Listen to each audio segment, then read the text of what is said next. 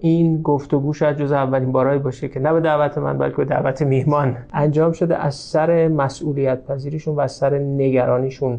واقعا تو این 2 هفته آینده 2-3 هفته آینده آخرین فرصته برای اینکه بتونیم با یه مقدار کاهش مصرف 2 ماه مانده تابستان رو ازش عبور بکنیم. بسیاری از سطح‌های کشور که آب شرب رو تامین میکنن الان دیگه دارن با اون کف مخزن دست و پنجه نرم میکنن و خیلی آبی باقی نمونده برای اینکه در اختیار مردم قرار بگیره. امسال 5مین سالی هست که بارش بسیار کمتر از متوسط دراز مدته و امسال واقعا رکورددار 40% ما کاهش بارش در متوسط کشور داریم. آب سدهای تهران تا الان، ما الان که داریم با هم حرف میزنیم فکر کنم 26-7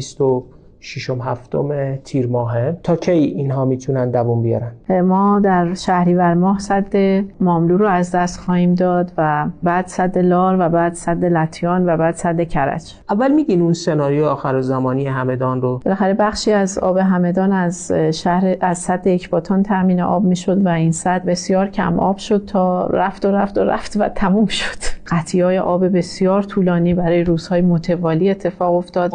عادی و فراعادی زندگی میکنیم از نظر حکمران تا برسیم به یه لحظه‌ای که کلا سیستم متوقف بشه. مردم بسیار اذیت شدن در اون فرایند. امسال برای تهران من خیلی محتمل میبینم همین اتفاق بیفته. میخوام خواهش بکنم از همه کسایی که مردم بهشون گوش میدن، از هنرمندا، از دانشگاهی‌ها، نمیدونم از همه گروه‌های مرجع، که در مورد کاهش مصرف آب در تهران امسال با مردم صحبت کنید.